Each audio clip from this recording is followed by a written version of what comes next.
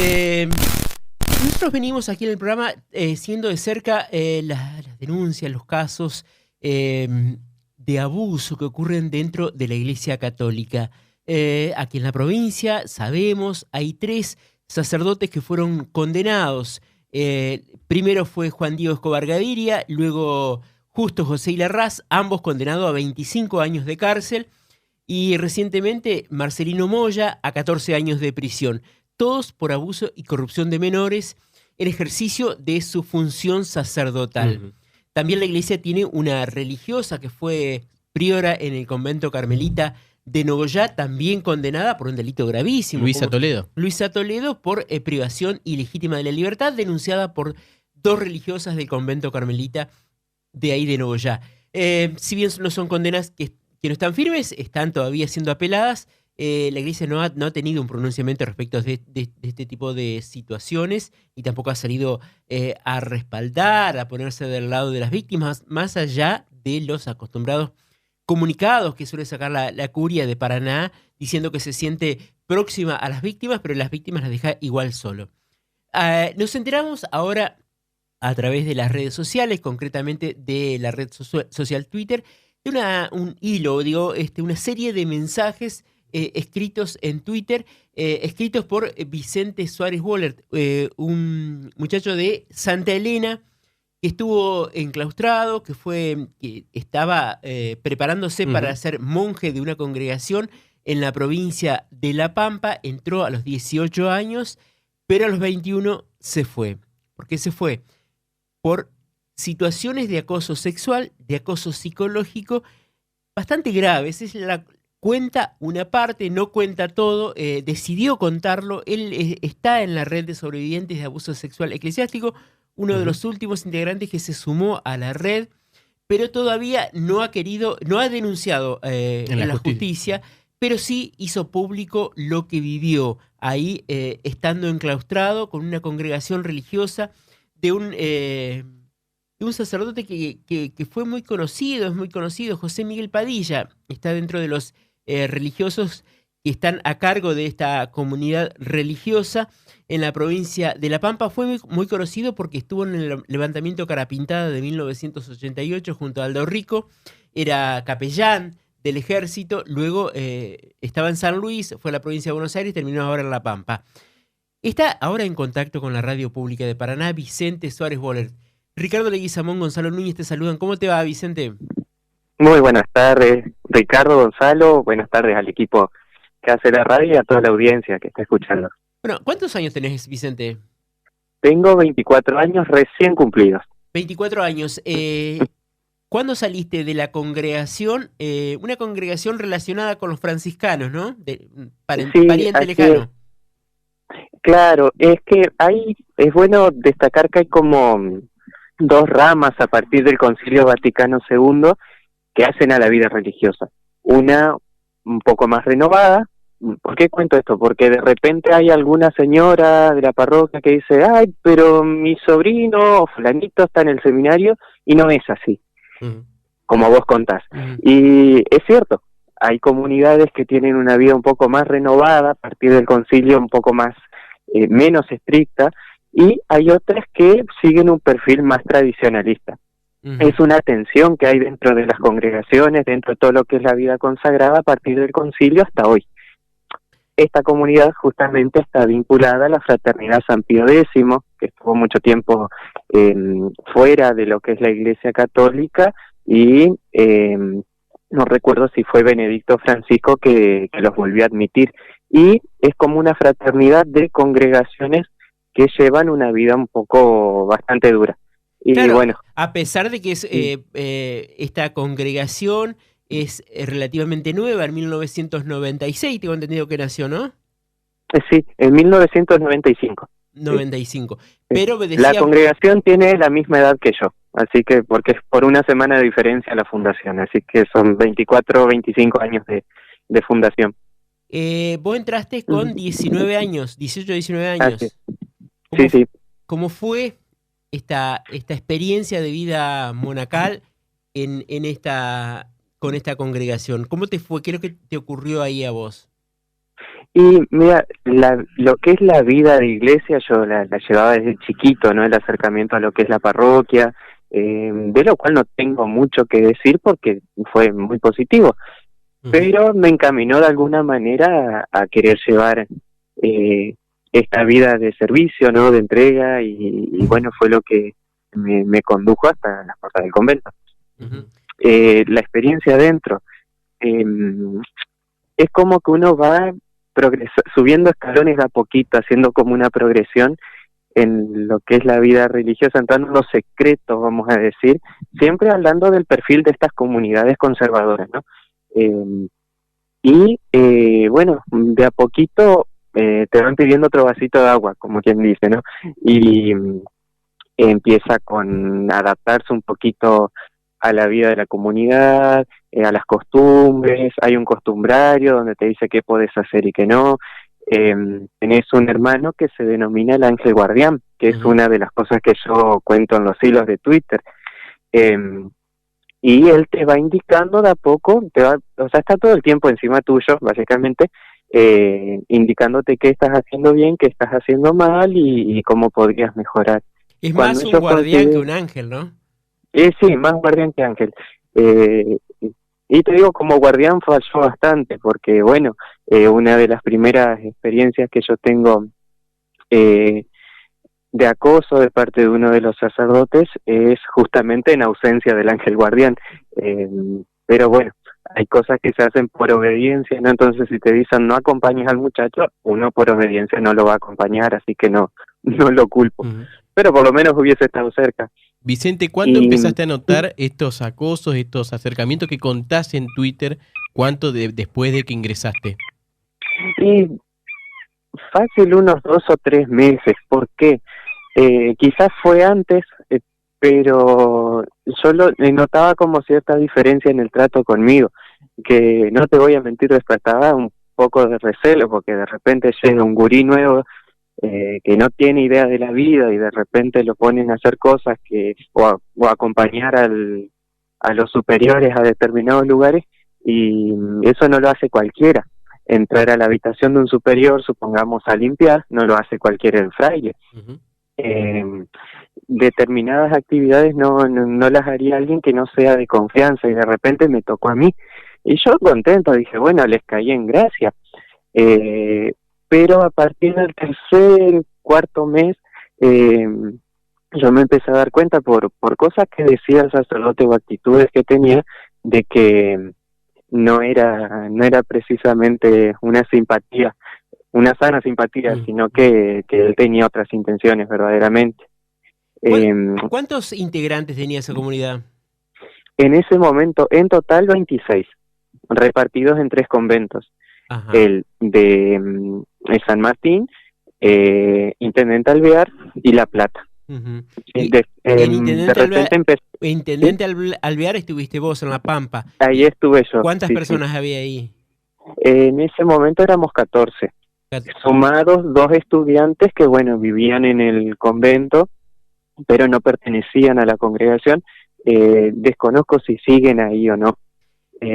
Después de unos meses, y ya cuando comenzaron las clases, mi tarea en la comunidad era enseñar música en el colegio que tenía la comunidad, y bueno, ese fue un acercamiento, te tengo que decir, muy positivo, porque hasta el día de hoy mis exalumnos me siguen en Instagram, en las redes, justamente son ellos los que más comentan y retuitean, y la verdad que entre tanta cosa un poco turbia me quedó ese buen recuerdo de la verdad, gente muy buena, tanto ellos como su familia.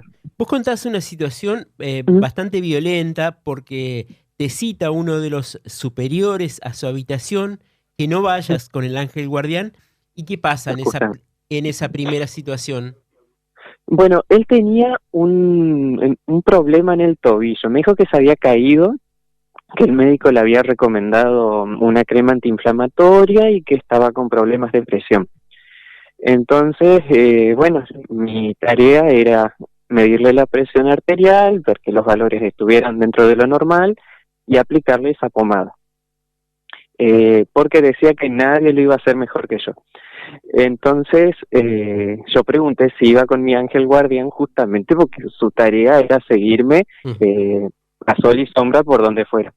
Eh, entonces me dijo que no, que yo tenía que ir solo.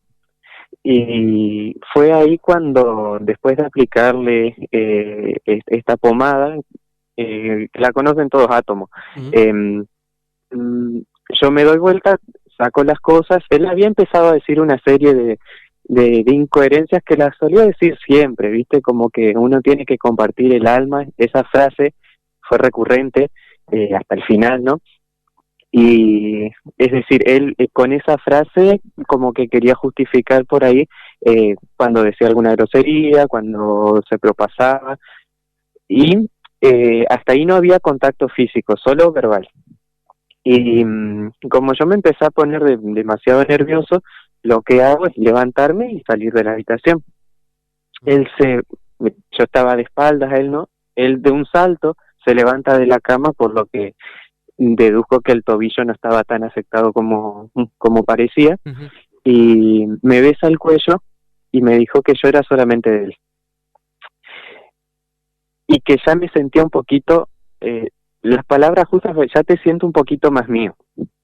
Y entonces yo pensaba un montón de cosas en ese momento. Lo primero que se me ocurrió fue que quizás él estaba probando a ver mi entereza, mi capacidad de resistir ante estas cosas, la castidad, lo que es cualquier cosa menos pensar de que la persona que está ahí encargada de cuidarnos, de protegernos, iba a tener ese tipo de intenciones. ¿Y entonces, qué rol cumplía en la congregación?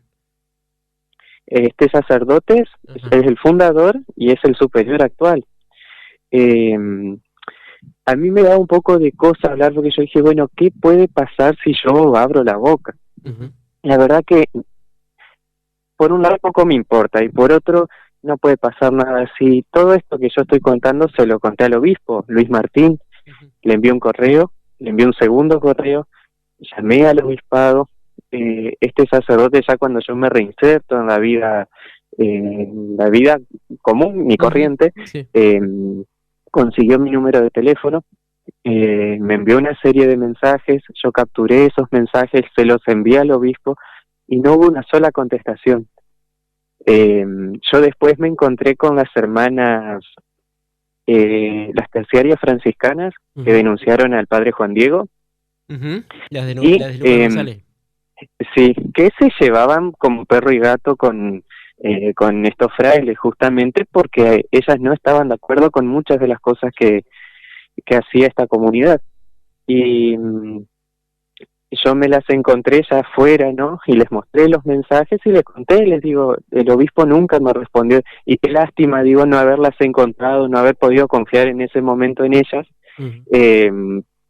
porque sé que son mujeres con ovarios, entonces yo sé que quizás el desenlace hubiese sido otro, y ellas se lo hubiesen jugado como lo hicieron con los chicos de Lucas González. Pasó ese solo hecho. ¿Siguieron las situaciones de acoso? ¿Cómo siguió la relación tuya ahí adentro? Sí, cuando termina esta situación, perdón porque me voy por las ramas, pero cuando termina esta situación, yo me retiro a la habitación, trabé la puerta y al otro día me dormí, ¿no? Encima estaban mis papás, me acuerdo, de visita, a pocos metros de donde este sacerdote hacía lo que hacía. Y al otro día me dormí, me fueron a buscar para las oraciones, llegué el doble de tarde porque mis papás se iban, así que les preparé algunas cosas. Me arrepiento de no haberme ido con ellos, pero pesaba por ahí el que iba a decir la gente si me volvía a ver llegar con los brazos cruzados, con la cabeza gacha. Créase o no, eso pesa mucho, y más cuando uno es chico y por ahí es muy susceptible a lo que la gente pueda decir. Entonces elegí quedarme, pensando que quizás le iba a dar vergüenza, se iba a calmar, se iba a dar cuenta de que yo me había dado cuenta, y no. Las cosas se calmaban unos días, o directamente, bueno, esa noche fui a aplicarle la pomada y ya el trato fue otro, fue más de sargento, ¿no? Muy propio de él. Le hizo un levantamiento cara pintada ya por el 80 y pico, así que no me extraña una actitud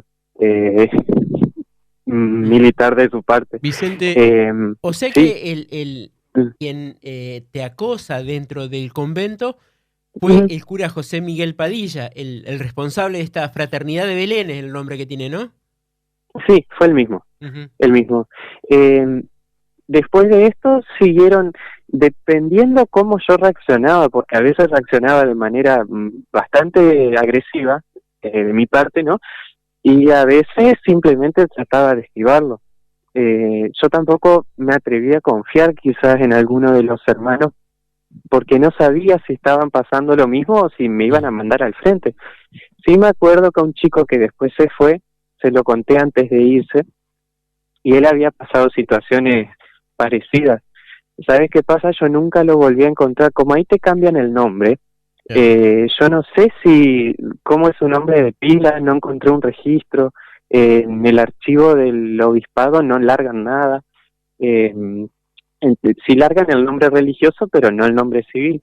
Y después, ya fuera, averiguando, también fui conociendo otros ex hermanos que también pasaron por situaciones muy duras, sacerdotes que me lo han contado, pero a mí no me sirve, por ahí hablo del tema de los sacerdotes, no me sirve que me digan sí, algo escuché, sí, algo me contaron.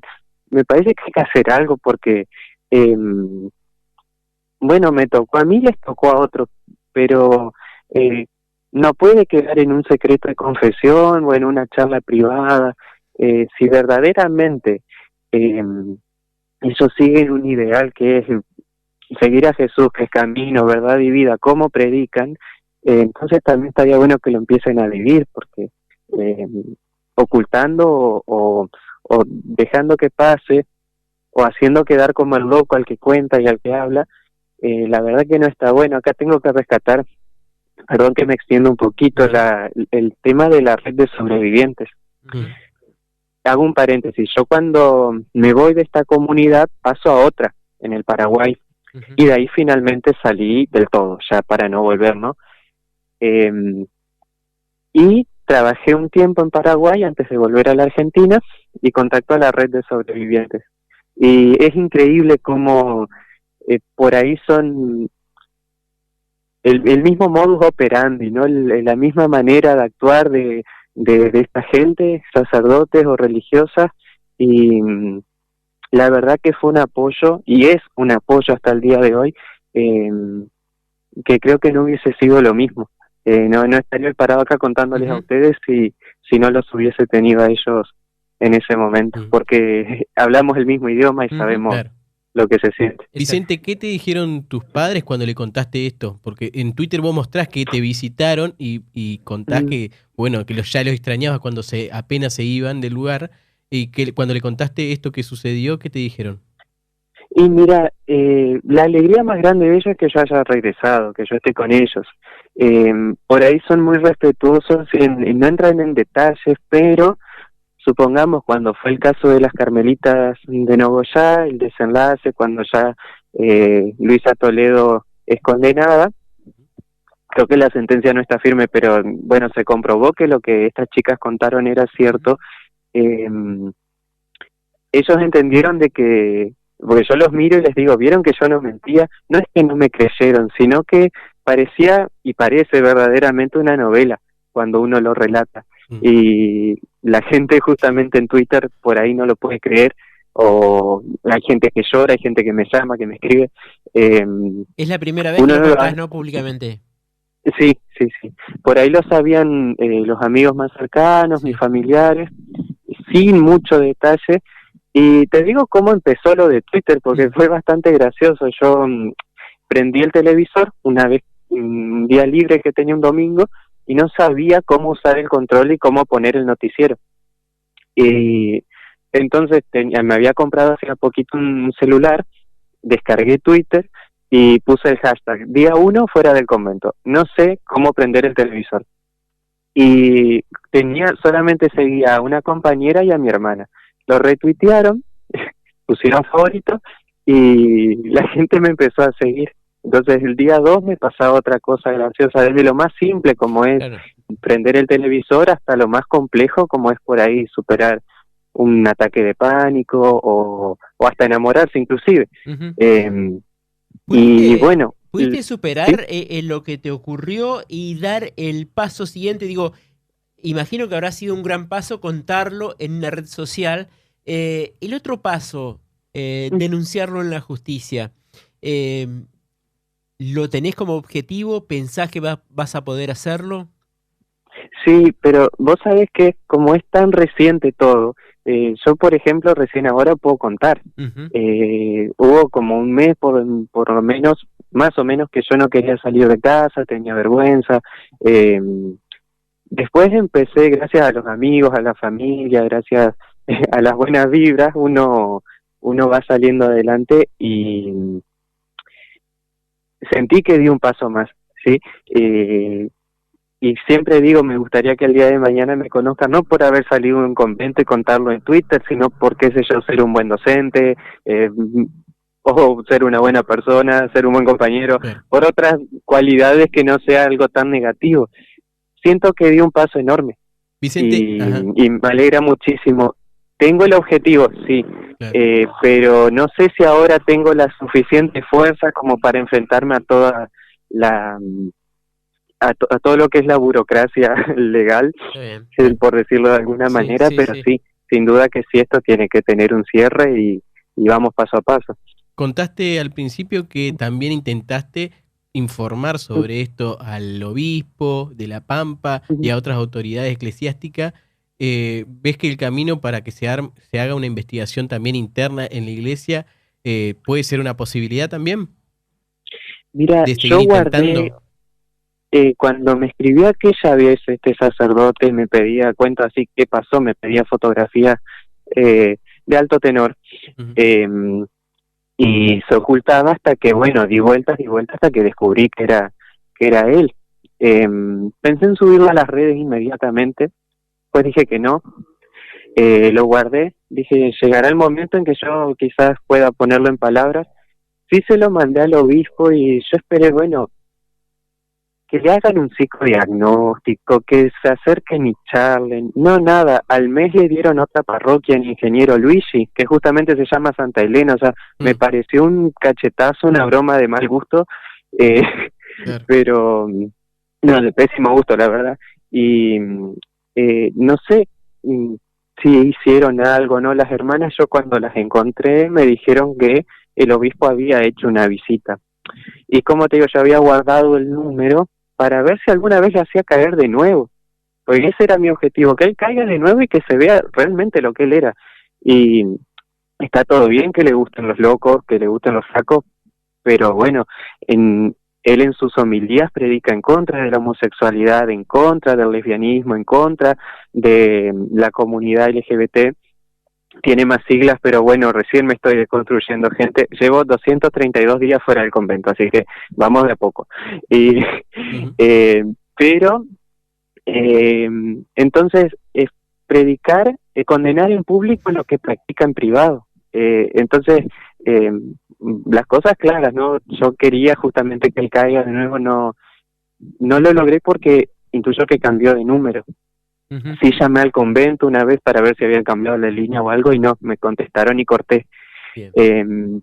Pero la verdad que si hizo algo el obispo, hizo muy poco y yo por lo menos esperaba que, porque le dejé mi teléfono todo por correo, y yo esperaba que por lo menos me llame y me diga, che loco, disculpanos, Claro. se pasaron un poquito. Bien, bien. Bueno, Vicente, bueno, el primer paso es empezar a contar todo lo que te pasó en ese convento. Después vendrá, digamos, la posibilidad o no de llevarlo a la justicia. Y la esperanza es que la iglesia tome nota de lo que vos planteaste. Vos hiciste la denuncia canónica Sí, en el obispado de La Pampa. y no ocurrió nada. No Nada, tuviste no. respuesta. O si ocurrió, No, vos no no, te no. enteraste, porque a vos no te contestaron nunca. Claro, y si ocurrió, te digo, ocurrió muy poco, porque les dieron otra parroquia, o sea, extendieron los límites de la congregación, así que no no me parece como una sanción demasiado justa. ¿Y lo sacaron Pero de la bueno, Fraternidad de Belén, digamos, o sigue estando a cargo de este convento? no está a cargo, es fundador, superior actual y apoderado legal de una escuela incluso, así que no sé si habrá alguien de La Pampa escuchando, pero tengan ojos y mandan a sus hijos ahí porque esta clase de personas está a cargo. Ese colegio era de unas hermanas, una congregación que ya se los había dado en Tres Arroyos. Y Ujú. si ustedes googlean, pueden fijarse que en Tres Arroyos también tuvieron inconvenientes y se tuvieron que ir de ahí. Eh, por eso la expansión de la congregación es tan complicada, porque tienen una manera tan estricta, no tan ultra conservadora, que es muy difícil de que encuentren una comunidad, una sociedad que pueda adaptarse a lo que ellos exigen, ¿no? Imagínense puertas adentro. Vicente, Eh, pe- sí, gracias por permitirnos conocer tu historia, por charlar con nosotros de esta situación que para vos la estás tratando de superar, vos mismo estás contando el día a día de lo que fue tu salida de la congregación y tratando de reinsertarte y además de procesar todo esto que ocurrió en una casa religiosa, ¿no? Sí, sí, y yo, miren, me queda agradecerles a ustedes porque, como les decía a los compañeros de la red, gracias al trabajo de los periodistas, principalmente en Entre Ríos, todas estas cosas no quedan en el anonimato. Si no, creo que nunca hubiesen salido a la luz. Les digo, hay más, y ojalá los compañeros o las personas que estén pasando o hayan pasado por una situación así, se animen a contar, porque de verdad que ponerle palabras a todo esto sana un montón y te permite seguir adelante. Así Gracias, que gracias a ustedes también. gracias Vicente. Un abrazo, Hasta nos luego. vemos. Era Vicente Suárez Wollert, vive en Santa Elena, se sumó a los 19 años a la Fraternidad de Belén, esta congregación que fundó el sacerdote José Miguel Padilla en la provincia de La Pampa. Estuvo un tiempo, ahí fue abusado por el superior de esta congregación y ahora lo está empezando a contar, ¿no? Empezó por las redes sociales contándolo. Bien contado. En Twitter Está muy bien está el hilo, contado. está muy bien contado. Exactamente, búsquenlo a Vicente Suárez Wollert, está en Twitter y está contando todo. Lo viene contando además a diario, va Claro. agregando nuevos hechos que va recordando y que va sumando a la historia.